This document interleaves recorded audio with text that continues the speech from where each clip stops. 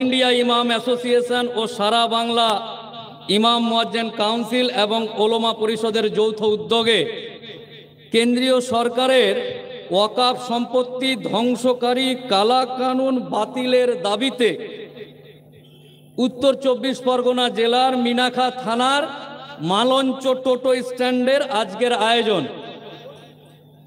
যে সমস্ত মহান ব্যক্তিত্বগণ বা আমাদের আখরি নবী হযরত মুহাম্মদ সাল্লাল্লাহু আলাইহি সাল্লামের ওয়ারিসানগণ যে সমস্ত আয়োজন করেছেন এবং মূল্যবান বক্তব্য রাখলেন, ইমাম মুয়াজ্জিন মানে হচ্ছে প্রত্যেক দিন বক্তব্য দেওয়া লোক। তাদের সামনে যদি হাইকোর্টের উকিল বক্তব্য দেয়, ভুল ত্রুটি হতেই পারে। কি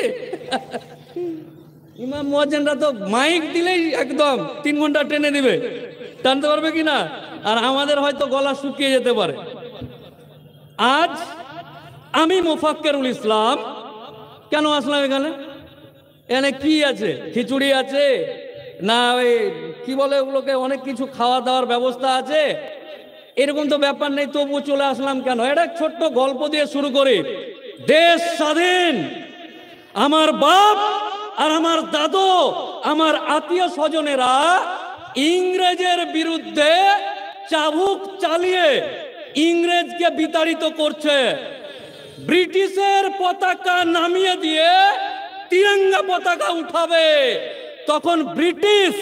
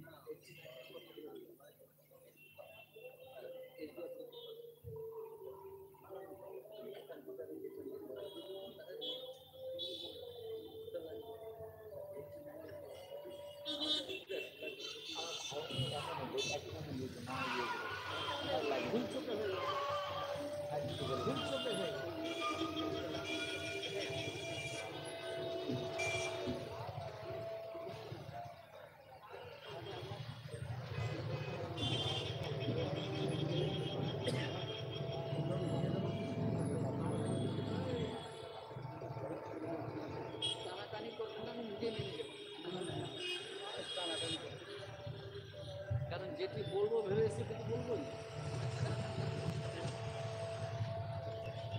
আপনার টাইম কতক্ষণ নিজে নেমে যাবে, দেখে পরিস্থিতি দেখে নেবে। বক্তা আসলেই বুঝে নেবে। আর বক্তা আছে এই পাশে বসে, হ্যাঁ স্যার আপনার এখন চালাতে হবে। হ্যাঁ এখন বলুন হ্যাঁ ওয়াকফ সম্পর্কে মানুষ কিন্তু বোঝে না, ভালো ওটা বুঝে দেবে।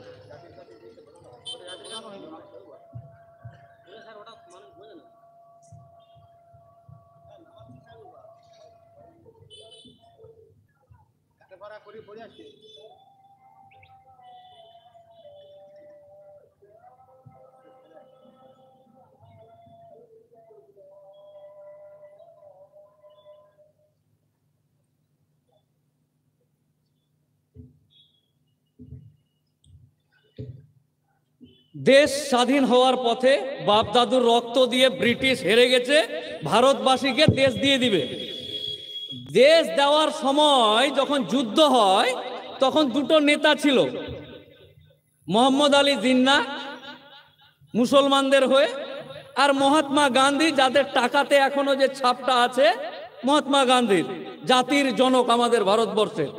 তো মহাত্মা গান্ধী এবং মোহাম্মদ আলী জিন্না সহ আরো বেশ কিছু নামি দামি লোককে ব্রিটিশ ডাকলো যে বাবা আয়, তোদের যা যা নিয়েছিলাম তোদেরকে ফেরত দিয়ে দিব, তো নিজের নিজের যা যা আছে ভাগযোগ করে নিয়ে নে, যে এই ফুটবল খেলাটা কে নিবি, ক্রিকেট কে নিবি, আর কিছু কে নিবি, এরকম যা যা তোদের দেশের জিনিস আছে কে কোনটা নিবি নিয়ে নে। জলজাহাজে যাচ্ছে কে? মহাত্মা গান্ধী আর মোহাম্মদ আলী জিন্না। একই কাজে দুইজন যাচ্ছে। মহাত্মা গান্ধী ভেবে যাচ্ছে যে কি কি নিতে হবে, মোহাম্মদ আলী জিন্না ভাবছে যে কি কি নিতে হবে। দুইজনে একই সাথে যাচ্ছে।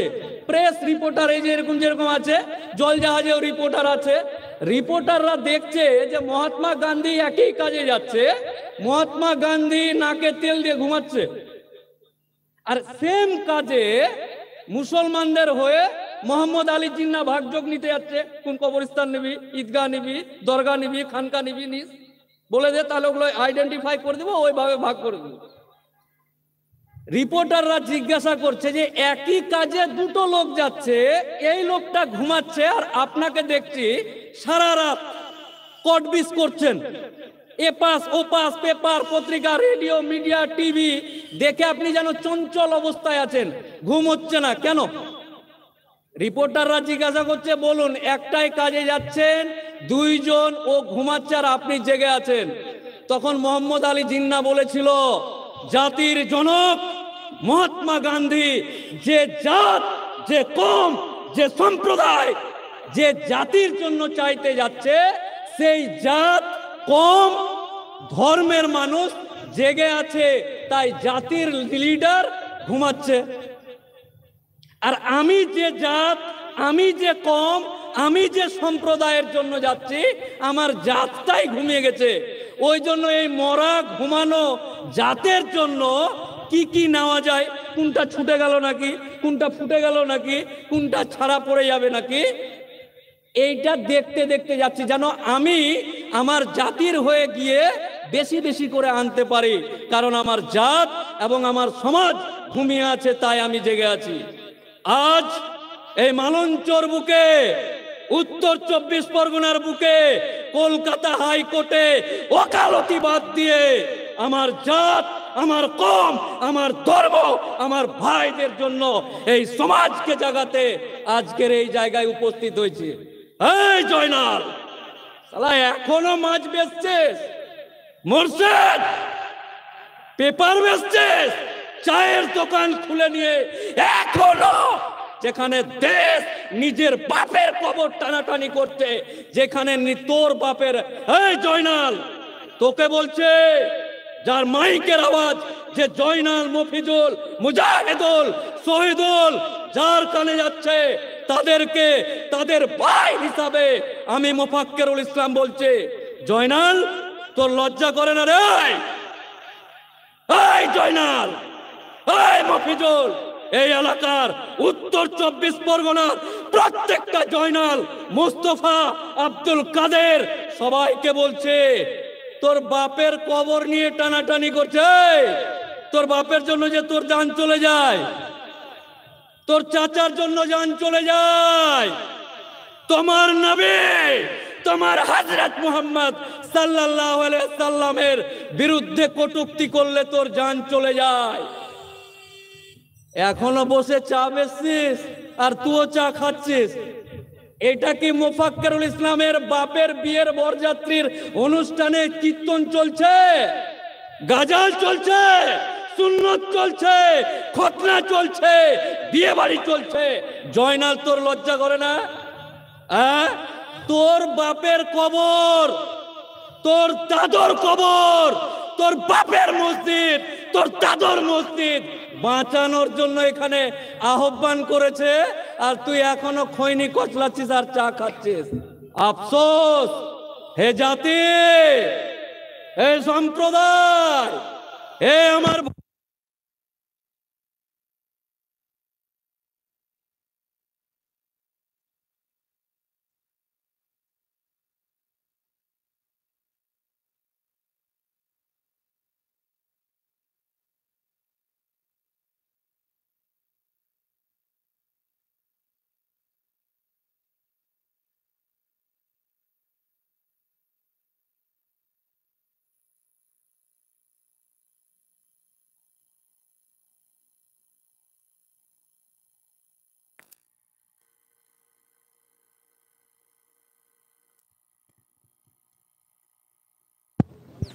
তাই এই এলাকার যে সমস্ত আমার ইয়াং তরুণ ভাই সহ আমার ব্রাদার ইসলাম সবাইকে উপস্থিত থেকে মূল্যবান আলোচনা হবে।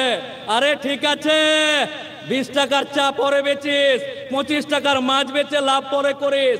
এই 25 টাকা লাভ করে যে বাপকে ডাবের জল খাওয়াবি পাতলা পায়খানার সময়, সেই বাপ যখন কবরে যাবে তোর বাপের কবর দেওয়ার জায়গাটাই থাকবে না।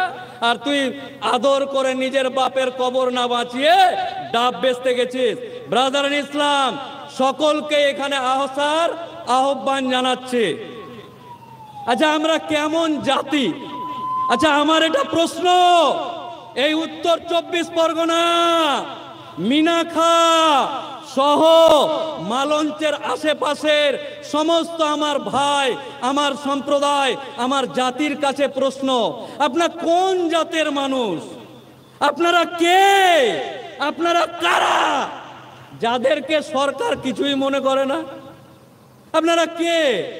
আপনারা এমনি এমনি পৃথিবীতে অন্যান্য জীবজন্তুর মতন আছেন না? মানুষ থাকলে তো গুরুত্ব দেওয়া উচিত। ধরুন এখানে বাইক নিয়ে যাচ্ছে, তো বাইকওয়ালাটা একটা কুত্তার উপর পা চাপিয়ে দিয়েছে বা চাকাটা চড়ে গেছে, তাহলে আপনারা এখান থেকে মাত্র 2-1 জন উঠে বলবেন যে ঠিক করে গাড়ি চালা, কুকুরটার উপর লেগে গেল। কিন্তু যদি আমি মোফাক্কেরুল ইসলাম এই পাশ দিয়ে যাচ্ছি হাঁটতে হাঁটতে, আপনাদের প্রিয় মানুষ, আর আমাকে যদি এখানে বাইক চাপা দেয়, আপনারা মোটামুটি অর্ধেকের বেশি লোক যাবেন উঠে, উকিল সাহেবের লেগে গেল, ছালচুল উঠে গেল, চলেন ভিক্স লাগায়, উমুক লাগায়, তুমুক লাগায়। তার মানে কি আমি মানুষ? ওই পশুটার থেকে আমার দাম বেশি বলে আপনারা যাবেন? এত বড় একটা দেশ, যেই দেশকে স্বাধীন করতে আমার মা, আমার খালা, আমার ফুপু নিজের গয়নাকে এরকম করে চিড়ে পিতার হাতে, বাপের হাতে তুলে দিয়েছিল। হে আমার স্বামী, যাও, যারা দেশকে অন্যায়ভাবে অত্যাচার করছে, এই ইংরেজরা আমার দেশকে অন্যায়ভাবে শাসন করছে, আমি তোমার স্ত্রী, আমাকে সুন্দর রাখার জন্য যে গয়না তৈরি করে দিয়েছো, এই নাও কানের দুল, এই নাও গলার মালা, এই নাও কোমরের বিছা, এগুলোকে বিক্রি করে ইংরেজকে তাড়াতে যা যা প্রয়োজন তা কিনে নাও, আর যাও। নাই, ব্রিটিশদের বিরুদ্ধে আন্দোলন করতে গিয়ে আমার স্বামী যদি মৃত্যুবরণ করে, আমি তার স্ত্রী বলছে, আমার মা বলেছে, আমার খালা বলেছে, এই এলাকার শত শত মহিলা বলেছে যে যাও ইংরেজদের বিরুদ্ধে লড়াই করো।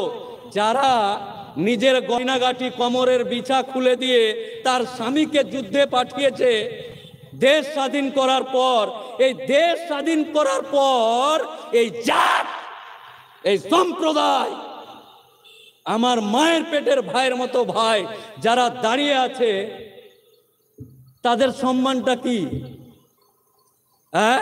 3 তালাক খা, শরীয়তকে জবাই দিয়ে দেবো, 3 তালাক খা, যা ইচ্ছা তাই করবো, তোর বাপের কবর নিয়ে নেবো, তোর বাপের মসজিদ নিয়ে নেবো, তোর বউর সাথে ঘুমাবো, তুই কিছুই করতে পারবি না, পরকীয়া আইন চালু করবো। বুঝতে পারলেন না? বেটা ছেলে বিয়ে কর। আমি এই এলাকার মুজাহিদুলকে বিয়ে করব, বেআইনি না। আগের দিনে যদি কোনো মানুষ কোনো জন্তু জানোয়ারের সাথে ঘুমিয়েছে আর ধরা পড়ে, তাহলে ওই এলাকার গাধার পিঠে চড়িয়ে জুতার গলা, হাঁড়ির কানকি গলায় দিয়ে পুরো এলাকাতে মাথা নেড়া করে ঘুরিয়েছে নাকি? আর এখন আমি যদি মনে করি আমি মোফাক্কেরুল ইসলাম, এই মালঞ্চর একটা ছেলে দেখতে খুব সুন্দর, তার নাম মুজাহিদ, আমি এখন বিয়ে করব তাকে, আই লাভ ইউ মুজাহিদ, ছেলে বেটা ছেলে। এখানকার মর্জিনা যদি মনে করে যে আমি শ্যামলীকে বিয়ে করতে পারে। আপনি আর আপনারা যেহেতু দেশে আইন চালু আছে, আপনারা দেখবেন শালা হাইকোর্টের উকিলটা বিয়ে করে নিয়ে চলে গেল, কিছু করতে পারবেন না। এটাই দেশ, এই দেশ। আমার সামনে বসে থাকা 62, 63, 66, 67, 70 বছরের বাবাজিকে আমার প্রশ্ন, আমার কারো উপর রাগ নেই, আমার মোদির উপর রাগ নেই, আমার মমতার উপর রাগ নেই, আমার কারো উপর রাগ নেই, আমার রাগ আমার বাপ দাদুদের উপর। এই বাপ, এই দাদু, এই চাচা, কিভাবে জীবন যাপন করলেন? হ্যাঁ চাচা, কিভাবে জীবন যাপন করলেন যে আপনার ছেলে এই মালঞ্চর জয়নাল চাচা যখন এলাকা দিয়ে গেছে, আজ থেকে 30 বছর 40 বছর আগে আমার যে বাবাজি এখানে বসে আছে, এই বাবাজিটার যখন দাড়িটি পাকেনি, চুলটি পাকেনি, যুবক ছিল আমার মতো, এই যুবক জয়নাল চাচা যে আমার সামনে বসে আছে, এই যখন এই এরিয়া দিয়ে গেছে, তখন আশেপাশের লোক বলেছে জয়নাল আসছে, সরে যা, সর, জয়নাল আসছে, বাপরে চলে আসছে, বাপরে বাপ টাইগার।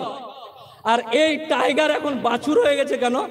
এই জয়নাল চাচা, আরে আপনি মরে যাননি, আপনি এখনো বেঁচে আছেন।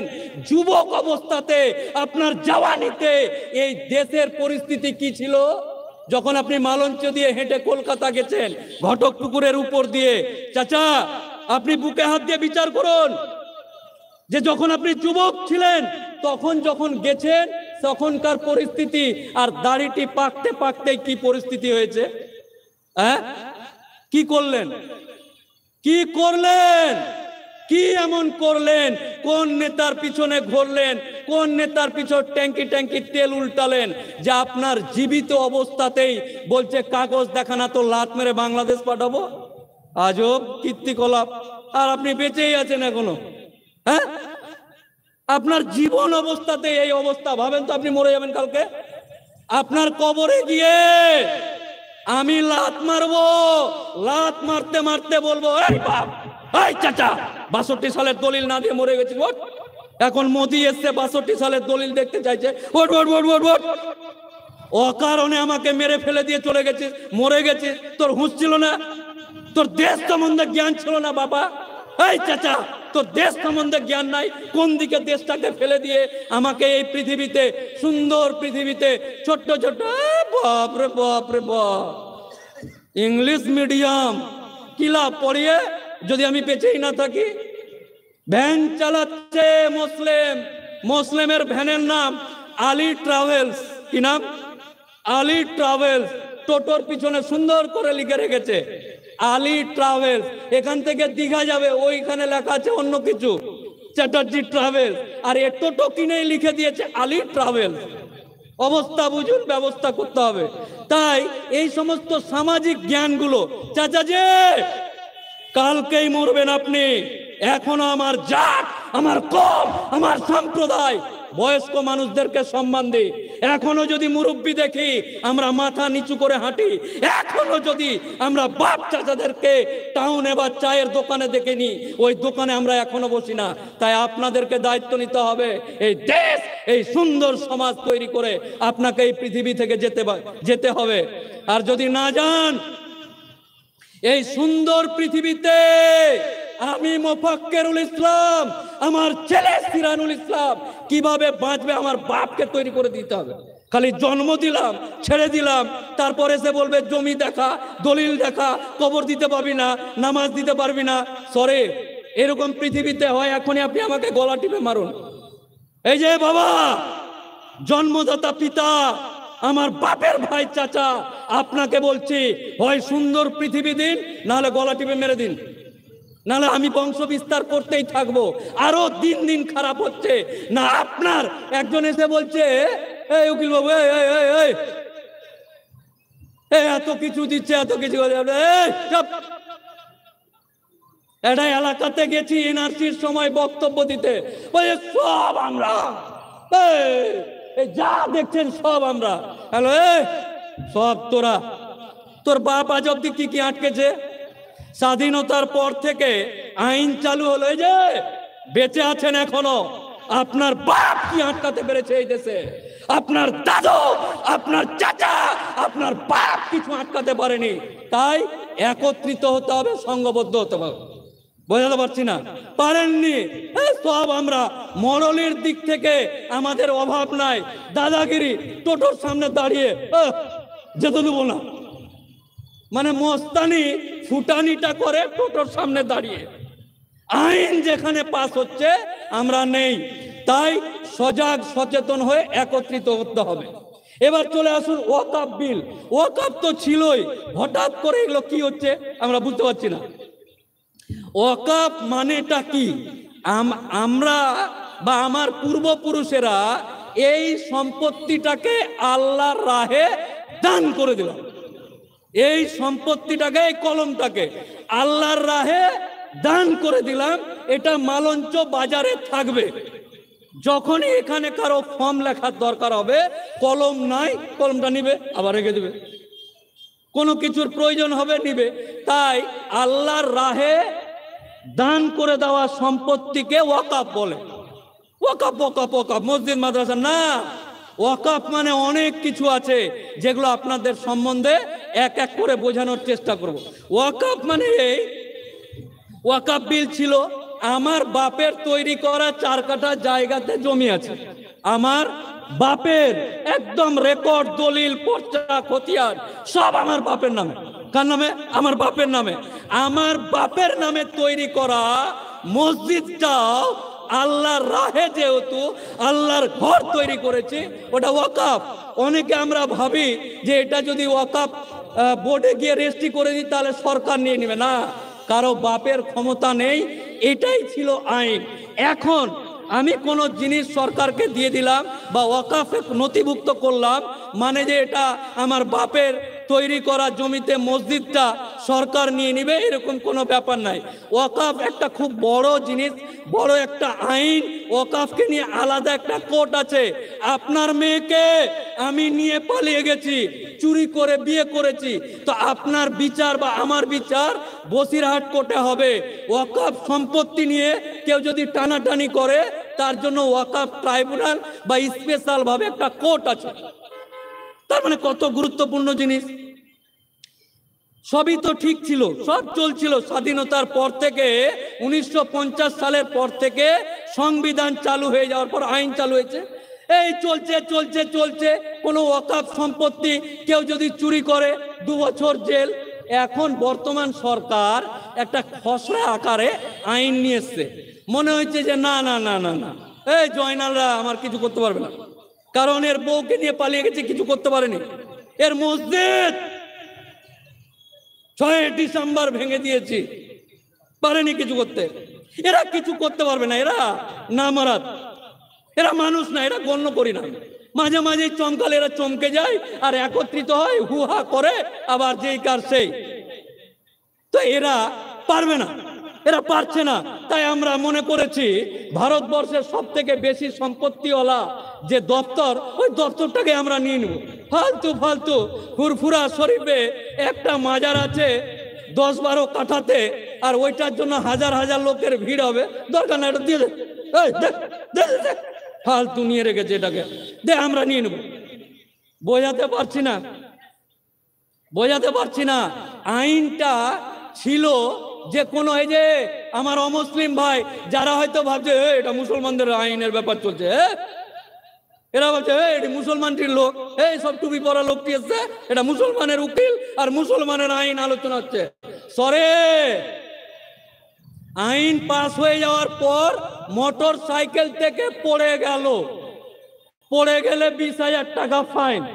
এটা কিন্তু হিন্দু আর মুসলমান, হিন্দুর জন্য 20,000 আর মুসলমানের জন্য 10,000, এরকম না। আইন পাস হয়ে গেলে আইন। এই যে ওয়াকফ বিলকে নিয়ে আজকে আমরা আলোচনা করছে, এই যে এই যে এই যে শ্যামল, এই বিমল, তোমাদেরকে বলছি, জানা নেই হয়তো, জেনে নাও। এই আইনটা যখনই আনা শুরু করেছে, অন্ধ্রপ্রদেশ, তেলেঙ্গানার মতো জায়গাতে হিন্দু মন্দিরের যে আইন আছে সেগুলোকেও ডিস্টার্ব দেওয়ার চেষ্টা করছে। আজকে ভাবছে মোদি ফুরফুরা শরীফ নিবেন, আমাদের কোন যায় আছে? চাকলাতে যে মন্দির আছে ওটা নিয়ে নিবে রে। এই শ্যামল, কেন বুঝাতে পারি না? এটা মুসলমান সম্প্রদায়, জাতপাতের কোনো ব্যাপার নয়। এই দেশ আমার, এই দেশ আমার বাপের, এই দেশ শ্যামলের বাপের, এই দেশ শ্যামলের, এই দেশ বিমলের। তাই এখানে জাতপাত বলে কথা নয়, আইন নিয়ে কথা, সমাজ নিয়ে কথা, দেশ নিয়ে কথা। আজ যদি আমরা এখানে ওয়াকফ বিল নিয়ে একত্রিত হতে পারি, কালকে যদি শ্যামল, বিমল, দীপঙ্কর, তোমাদের কোনো উপর বিপদ আসে, আমরা তারাই যারা তোমাদের পাশে দাঁড়াতে চাই। নিঃসন্দেহে ডেকে দেখো, তোমরা নিজে নিজেই রাজনৈতিক চক্করে মুসলমান আলাদা হিন্দু আলাদা, মুসলমান আলাদা হিন্দু আলাদা। এটা ঢুকবে এখানে? যাবে না, হাতে গেলে হাতে গেলে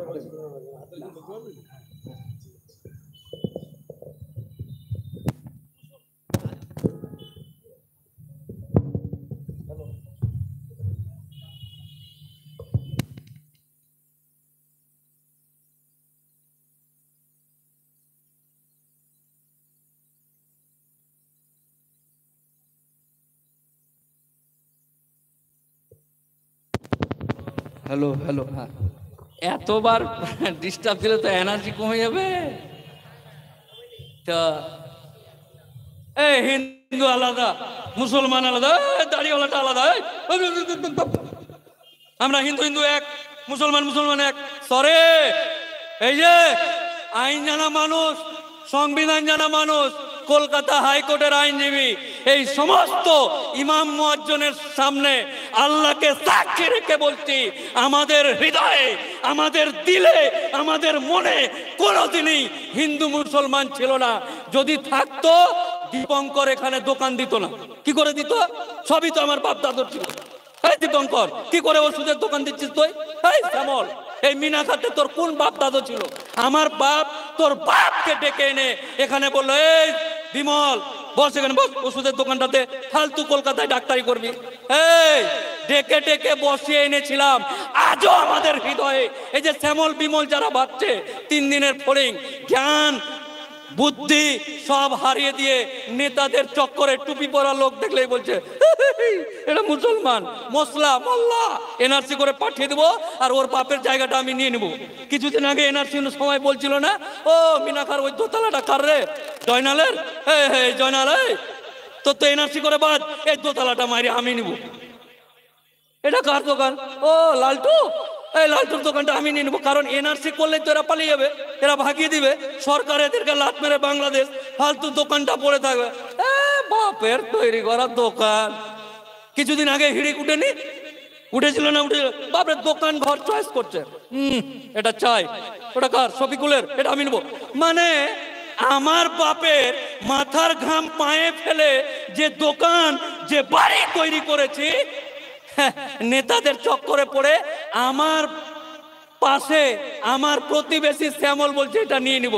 এই শ্যামল বিমল আমার অত্যন্ত কাছের ভালো বন্ধু, তাদেরকে বলছি, নেতাদের চক্করে পক্করে পড়ে নিজের প্রাণের থেকে প্রিয় আলমগীরকে ভুল বুঝবি না। না না না না, তোর বউ অসুখ হলে আমি মোটর সাইকেলে করে, আমি টোটোতে করে হসপিটালে নিয়ে গেছি। তাই ওইসব পুরাতন গল্প আর নেতাদের গল্প মারানোর চেষ্টা করবি না। 1 লক্ষ উদাহরণ দিব, 1 লক্ষ। শ্যামল, তোর পাশে ছিলাম, আজও আছি, আগামীতে থাকবো, তার 1 লক্ষ উদাহরণ আমি দিতে পারি। এক্ষুনি তুই লজ্জিত হয়ে বলবি যে আমার ভুল হয়ে গেছে। না না না না, আমরা হিন্দু মুসলমান এক। অনেককেই এই বিষাক্ত পরিবেশ ঢুকিয়ে দিয়েছে। তাই আমার এই সমস্ত উন্মুক্ত মঞ্চ থেকে সকলের প্রতি আহ্বান, ওয়াকফ বিল সম্পর্কে আপনাদেরকে একটা ছোট্ট কথা বলি। যে আইনটা ছিল যে এই মসজিদটা আমার বাপ দান করে দিয়েছে, এই মানে খানকা, এই দরগা, এই কবরস্থান, এই জুম্মা মসজিদ সব দান করে দিয়েছে। মোদী সরকার বা কেন্দ্রীয় সরকার এমন একটা আইন চালু করতে যাচ্ছে, উত্তর 24 পরগনার ডিএম কোথায় বসে? কালেক্টর বারাসাত, বারাসাতে বসে ডিএম, ডিস্ট্রিক্ট ম্যাজিস্ট্রেট। বারাসাত থেকে একদিন মাছ কিনতে মালঞ্চ এসছে। কোথায় এসছে? মালঞ্চ। এই যে কেন্দ্রীয় সরকার, আমরা অকারণে এতগুলো মূল্যবান সময় ব্যয় করে আপনার এখানে চিৎকার করতে আসেনি। আমার জাত, আমার কম, আমার ভাইদেরকে জাগাতে এসেছি যে কোন আইনটা করছে। বসিরহাট থেকে ডিএম চিংড়ি মাছ খাবে, তার বউ বলেছে। উত্তর 24 পরগনার ডিএম যখন চিংড়ি মাছ, গলদা চিংড়ি, আরো কি কি আছে কিনতে এসছে, এসে দেখছে রে গাড়ি রাখার অসুবিধা হচ্ছে। ভাই আমার, আমি ডিএম মানুষ, আমার গাড়ি রাখার অসুবিধা হচ্ছে। ড্রাইভার বলছে ওই মসজিদের সামনে জায়গাটা আছে, ঠিক আছে রাখো। এবার মাছ টাছ কিনে যাচ্ছে, গাড়ি রাখার জায়গাটা দেখে, ও এটা মসজিদ, এটা চাই, ये हमको चाहिए, ये मस्जिद हमको चाहिए। अरे कालिया, अरे कालिया, ये मस्जिद हमको चाहिए, दे दो। নিয়ে নিল। ডিটেলসে বলি, ডিএম বললো যে না এটা কি আছে, ওয়াকাফ আছে না, ওয়াকাফের আইন আছে, সরকার ডাইরেক্ট ম্যানেজমেন্ট করতে পারে। ডাইরেক্ট ম্যানেজমেন্টের নামে কমিটিকে বললো এই মসজিদ আমার চাই, আর তোদেরকে 2 বছর টাইম দিলাম, এই জমি রেজিস্ট্রি দলিল খতরা যা আছে সব নিয়ে আয়, টাইম দেন। তারপর আমি নিজে ইনভেস্টিগেশন করব যে এটা অ্যাকচুয়াল ঠিক না বেঠিক, আমি আমার মতো করে করব। আইনটাতে ওয়ার্ডটা লেখা আছে, যে ইংরেজিতে যে ওয়ার্ডটা লেখা আছে, ডিএম নিজের মন মতো ইনকোয়ারি করতে পারে।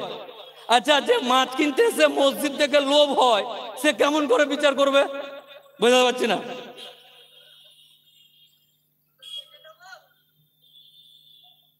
তোর বাপ কাটতে পারেনি আজ অব্দি, চুপ। না তোর বাপ পেরেছে, না তোর দাদু পেরেছে আজ অব্দি। না পারলে ফুঁকো আওয়াজ মারবেন না এখানে, না তো তুলে আছাড় মেরে দেবো। ফুঁকো আওয়াজ চলবে না।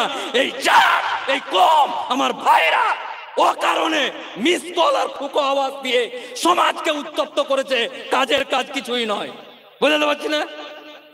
এনআরসি করতে আসলে দেখে নেবো। কি দেখেছিস? তোর বাপ দেখতে পেরেছে আজ অব্দি? 3 তালাক বিল পাস করে দিয়ে কি দেখেছিস? 6 ডিসেম্বরের বাবরি মসজিদ ভেঙে দিয়েছে, কি করতে পেরেছে? কিছুই করতে পারেনি, দেখে নেবো, কিছুই করতে পারবে না। তাই ফুঁকো আওয়াজ না, একত্রিত হয়ে বুদ্ধিমানের মতন এতদিন বাপ চাচা যারা আছে 67, 62, 63 যারা এই দেশকে খারাপ করেছেন, আপনাদের জন্য আমরা আজকে, এই বাবাজি, আপনাদের জন্য আমরা আজকে মাস্কে দাড়ি ঢেকে কলকাতা যাই, মাস্কের মধ্যে দাড়িটাকে ঢেকে কলকাতা যাচ্ছি। কেন যাব? কেন জন্ম দিয়েছেন এই পৃথিবীতে? যখন জন্ম দিয়েছিলেন গলা টিপে মেরে দেননি? আপনি বেঁচেই আছেন, আপনার জীবিত অবস্থাতে আজকে আমি মোফাক্কেরুল ইসলাম দাড়িকে মাস্ক দিয়ে ঢেকে যেতে হচ্ছে। কি নাম? মোফাক্কেরুল ইসলাম। এরকম কেন মনোভাব হবে? তাহলে এই ঘটনাটা কে ঘটিয়েছে? 20 বছর আগে জন্ম দিয়েছেন আপনি, আমি দায়ী? 20 বছর আগে আপনি কেন আজকের মতন সমাবেশ করেননি? কেন আজকের মতন একত্রিত হননি? আপনি হননি বলে আজকে এই বুলডোজার চাপাচ্ছে। তো যে কথা বলছিলাম, যে ডিএম যদি মনে করে, কালেক্টর যদি মনে করে, আর যদি মনে করে তার চোখে লেগে যায়, এই কবরস্থানটা এতটা ফাঁকা জায়গা কেন? এই গ্রামে 300 লোক বছরে একটা করে মরে, এক কাঠাতেই হয়ে যাবে। এই এক কাঠা ঘর, এক কাঠা বাদ দিয়ে 12 বিঘা যে আছে, সাইকেল স্ট্যান্ড কর। তোমার বাপের কবরের উপরে ইলেকট্রিকের পিলার, টোটো স্ট্যান্ড, মোটর সাইকেলের স্ট্যান্ড করতে এই আইন পাস হলে দ্বিধাবোধ করবে না। আরো অনেক আইনি মারপ্যাচ আছে, শর্টকাটে আপনাকে বোঝানোর জন্য বলছি। সরকার যদি মনে করে যে এই কবরস্থানটা নিব, আমাদের আপনাদের অনেকের হৃদয়ের স্থান, ফুরফুরা শরীফ থেকে শুরু করে, আজমির শরীফ থেকে শুরু করে যত এরকম দরগা আছে, খানকা আছে, যদি তারা মনে করে বসিরহাট মৌলানা দরবার শরীফ প্রচুর টাকা ইনকাম, বাদ দে। কমিটি, যারা কমিটি আছে, আয় কালকে আয়। টাটকা সেপ্টেম্বর মাস, এটা নভেম্বর, এই সেপ্টেম্বরের 25 তারিখে গুজরাটের সোমনাথ বলে একটা জায়গা আছে, ওই সোমনাথে 1200 বছর, কত বললাম বলেন না, 1200 বছর আগের এক দরগা আর খুব সুন্দর একটা মসজিদ। সেই মসজিদকে এই 25শে সেপ্টেম্বর, এই যে 25শে সেপ্টেম্বর, এটা নভেম্বর 25শে সেপ্টেম্বর, ডিএম বললো এই কমিটি তোরা আয় তো, রাত্রে তোদের সাথে আমার পরামর্শ আছে, তোদের সাথে আমাদের গল্প আছে, আই লাভ ইউ ভাই। এরা ভাবলো আমাদের সম্প্রদায়ের লোকজন যদি ডিএম এসপি ডাকে, আমাকে ডেকেছে, তুই কে? ডিএম ডেকেছে মানে ওর মাটিতে পা ঠেকে না। ডিএম কে? আমাদের এক একটা লোক আছে, ডিএম ডেকেছে মানে পারলে 3টা গরু কেটে খাওয়ায়। বাপরে, আমাকে ডিএম ডেকেছে, বুঝতে পারছি না? দেখবেন আপনার এলাকাতেও আছে, যদি একটু থানার আইসির সাথে সম্পর্ক, ওরে বাপরে এরকম এরকম হাঁটবে, আইসির সাথে আমার সম্পর্ক আছে, ওই আইসি যে তোকে জেলে ভরতে 2 মিনিট টাইম লাগাবে না ওটা জানে না। বুঝতে পারছি না? তো আমাদের মধ্যে এই ব্যাপার স্যাপার গুলো আছে যে একটু কিছু হলে মুই কি হনুরে। ঠিক তেমনই গুজরাটের ওই সোমনাথের ওই মসজিদ এবং দরগা কমিটিকে রাত্রেবেলা যখন ডিএম ডাকলো, ডেকে অ্যারেস্ট, 12-13 জন অ্যারেস্ট। সকালবেলা বুলডোজার নিয়ে মসজিদ দরগা শহীদ হয়েছে, জানেন না? আমাদের এখানে হবে, তারপর দেখে নেবে। কি দেখে নেবে? মব লিঞ্চিং এ ঝাড়খণ্ডে একটা গরুরও মাংস না, এমনি কোন মাংস নিয়ে ছিল, ধরে মেরে দিয়েছে। ওগুলাতে হবে, ওকে তৃণমূল, কালকে সিপিএম, কালকে বিজেপি হয়ে যাবো। মানে বাপের বিয়ে লেগেছে, 2 দিন এটা খেয়ে নিলাম, কালকে এটাতে যাব। এমন সব পার্টি চেঞ্জ করে করে দেশের মুখ্যমন্ত্রী হয়ে গেছে, কাজের কাজ কিছুই না। ওই একটা তিরপল আমাকে গুরুত্ব দিচ্ছে না, তৃণমূল তুই গুরুত্ব দিচ্ছিস না তো আমি আইএসএফ পড়তে লাগবো। তো এই হলাম আমরা। কত তারিখে হয়েছে? 25। আইনটা চালু হয়নি তার আগে টেলারের গল্প বললাম। টেলার আরেকটা কথা, আগেকার দিনে রাজস্থানে বা আমার দেশ স্বাধীন হওয়ার পরে রাজাদের আন্ডারে ছিল। রাজস্থানের জুনাগড়ের রাজা, রাজা মানে কি? সব আমার প্রজা। আমি যদি এখন মালঞ্চর রাজা হয়, আপনারা হয়ে যাবেন প্রজা। আমি বলবো ভোট হুজুর, আপনারা প্রজা। এই রাজা যখন দেখলো মালঞ্চের মাছ বাজারে নাম উমুকের তুমুক সিং, তো বাকি সব সিং আর এই ওই 10টা ঘর মাছ বাজারের পাশে মোল্লা মুন্সি গাজী, এই গাজীদের একজনকে ডেকে যায়, গাজী তাড়াতাড়ি আয়, দেশ স্বাধীন হয়ে গেছে, আমি চলে যাওয়ার পর তোদেরকে কি করবে জানি না। রাজা তো আগে থেকেই বুঝতে পেরেছে। রাজা বলে মাছ বাজারের পাশে এই 3টা দোকানকে গুড়া বাং বাং বাং বাং ভেঙে একটা সুন্দর করে মসজিদ করতে। এই মাছ বাজারের পাশে যে গাজী মোল্লা মুন্সি আছে, এরা এইখানে নামাজ পড়বে, তাদের ইবাদত করবে, তাদের সমস্ত ধর্মীয় আচরণ করবে। আমি রাজা এটাকে দিয়ে দিলাম, হলো। এইবার রাজার শাসন চলে যাওয়ার পর সরকারে হিন্দ মানে হিন্দুস্তান সরকার বসে গেল। ওইটার আন্ডারে সরকার, ধরুন পশ্চিমবঙ্গে এই ঘটনা ঘটে গেছে, আমি এখানকার রাজা ছিলাম চরণ সিং উমুক, আর এই মালঞ্চর আমি রাজা। ওই গাজীদের কেমন এটা নিয়ে নে, তোরা এখানে মসজিদ কর, ঈদগাহ কর, কবরস্থান কর, সব করে দিয়ে দিলাম। মমতার সরকার চলে এলো,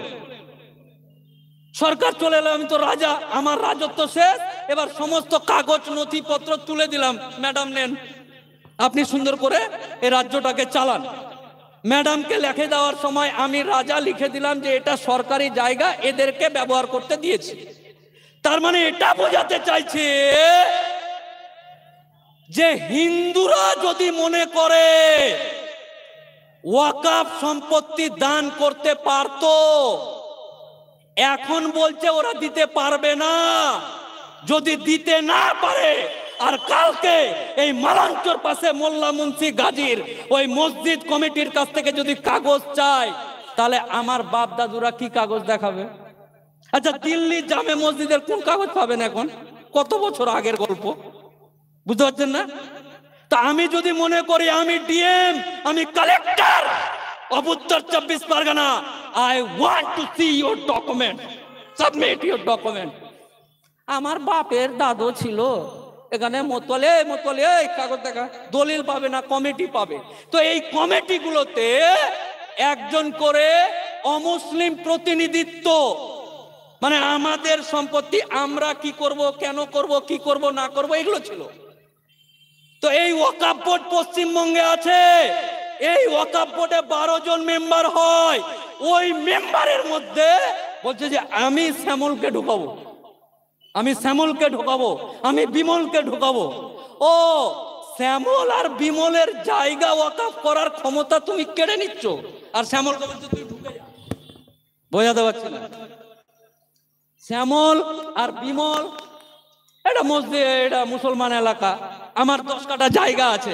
শ্যামল বললো যে থাক, ফালতু আর কি করবো, আমার অনেক জায়গা ফায়গা এদিক আছে, এই তোরা এখানে ইয়ে করিস, ঈদগাহটা করে নে ভাই, আমি দান করে দিলাম, যা ওয়াকফ করে দিলাম।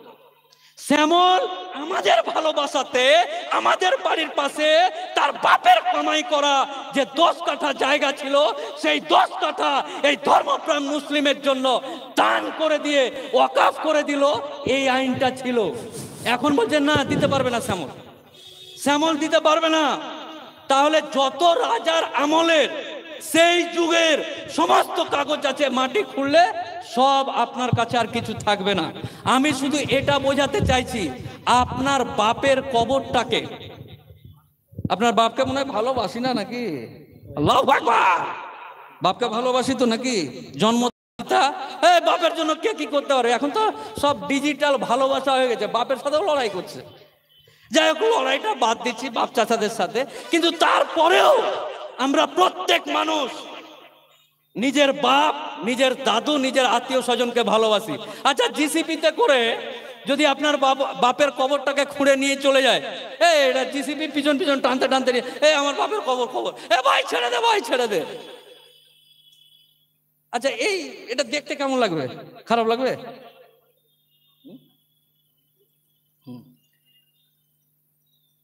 খারাপ লাগবে। এই বাপের কবরটাকে বাঁচানোর জন্য একত্রিত হতে বলছি। নাই, আপনি বলবেন আপনি উকিল সাহেব বেশি বকছেন, একটা দামি কোট আর প্যান্ট পরে এসে কলকাতা থেকে আপনি বড় বড় কথা বলছেন। আমাদের এখানে কত দাপট আছে আমার, আপনার দাপট আর আমার চুল একই। কেউ যদি মনে করে শুনতে খারাপ লাগবো, আল্লাহর কসম, আল্লাহর কসম, আপনাকে আমার হৃদয়, আপনার কলিজা কেটে যদি আপনাদেরকে দেখাতে পারতাম, তাহলে আপনার এই দামি জিনিস, আপনার এই অহংকার, আপনার এই নিজেকে বড় মনে করা, আমি ভালো আছি, এই জাত, এই কম, এই সম্প্রদায়, আমার কোন ভাই যদি বলে যে আপনি উকিল বাবু ভুল বলছেন, আমি সুখে আছি, আমি ভালো আছি, তাহলে আমি তাকে বলবো, তোমার ভালোবাসা, তোমার সুখে থাকা আমার একটা চুলের সমান। নাই, ও কারণে ভিত নাই, 5 তলা বাড়ি দিয়ে বলছে আমি বাড়ির উপরে ফুটবল খেলা মাঠ করবো। আরে বেটা, তোর ভীতি নাই।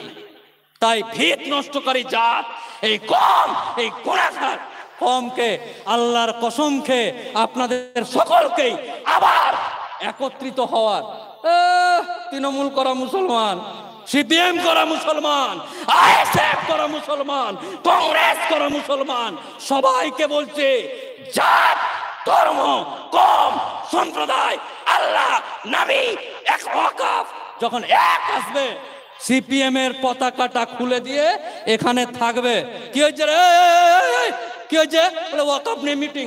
সিপিএম তুই থাক, আসছি, মিটিংটা করে আসছি। তৃণমূল করা মুসলমান করেন, আপনার এলাকাতে রাস্তা হচ্ছে না, রাস্তা নিয়ে বিজেপির সাথে লড়াই হবে, কম সম্প্রদায়ের কথা হবে। এই তৃণমূল এটা রাখতো, তৃণমূল এটা রাখ, এখানে ওয়াকফের মিটিং আছে, যাই। আমার নবীকে নিয়ে কথা হয়েছে, আইএসএফ এটা তো আবার মিটিং করে এসে নিজের অধিকার আদায় করে এসে তৃণমূলের এটা গায়ে দিয়ে আবার যেতে হবে, জিন্দাবাদ জিন্দাবাদ। আল্লাহর কসম, আল্লাহর কসম, বাকি বিল্লাহ হোক আর কাকি বিল্লাহ হোক, যেখানে আল্লাহর কথা হবে, সম্প্রদায়ের থাক, আইএসএফ থাক, কংগ্রেস থাক, আর যা যা আছে থাক, চল খেলা হবে, খেলে নিয়ে আবার তৃণমূল, আবার সিপিএম, আবার কংগ্রেস। দাঁড়ান না ভাই, দাঁড়ান, বুঝি তো, এটি তো বলতে এসছি। জালসা করবেন অন্য জায়গায়, বলে দিয়ে এটি তো, এই হলো ব্যাপার। এই জন্য আমি সব জায়গায় যেতে চাই না, মন খুলে কথা বলতে পারা যায় না, অনেক বক্তা, কি বুঝলেন? আর আমার পেট ভরে কথা না বলে পেট ভরে না। জাতিকে, এই জাতি যেমন গরু মহিষ বসে যায়, গুঁতো দিয়ে উঠে না, লেজটাকে টেনা চাপতে হয়, আমার ভাই, আমার সম্প্রদায়কে এখন এইরকম চেপে টাইট করে উঠাতে হবে, এরকম পরিস্থিতি চলে গেছে। তাই প্রত্যেককে আমার ভালোবাসা ওয়াকফ সম্পর্কে, ইমাম মুয়াজ্জিন হোক আর যেই হোক, যে কোনো ব্যক্তি হোক, যদি আপনার ওয়াকাফ হোক বা আপনার সম্প্রদায়ের কোনো বিষয় নিয়ে ডাকে, কোনো কিছু না দেখে একত্রিত হবার আহ্বান জানাচ্ছি। জয়নাল আর মফিজুল, শহীদুল আর কামাল, বিভাজন চলবে না। এই তোর বেটিকে নিয়ে ভেঙে গেছে শহীদুল, পরে দেখবি, থাক, চল চল চল চল, আগে ওয়াকাফটা দেখে আসি। না না, ওই যে মিটিং ডেকেছে, ও আমার বেটিকে নিয়ে ভেঙেছে, দেখ তোর বেটি, একটা বেটি, ওটা পরে দেখা যাবে, কিন্তু জাত এবং কমের লড়াই হচ্ছে ওই জায়গায় এক। বোঝাতে পারলাম? এই বলে সকলকে একত্রিত হওয়ার আহ্বান জানিয়ে আমার অত্যন্ত কাছের মানুষ, মিনাখার মানুষ, আমার হৃদয়ের মানুষ, আমার কলিজার ভাইয়ের মতো ভাইদেরকে সচেতন করার উদ্দেশ্যে আমি যে বক্তব্যগুলো রাখলাম, এগুলো মেনে আগামী দিন আপনারা ভালোভাবে চলবেন, এই বলে আমি আমার বক্তব্য শেষ করছি। ওমা আলাইনা। অশেষ অশেষ ধন্যবাদ। আমাদের মানে হাইকোর্টের আইনজীবী মুফাক্কির হোসেন সাহেব, লড়াকু নেতা, খুব গুরুত্বপূর্ণ বক্তব্য রেখেছেন। ওই দেখতে, তো সেই জন্য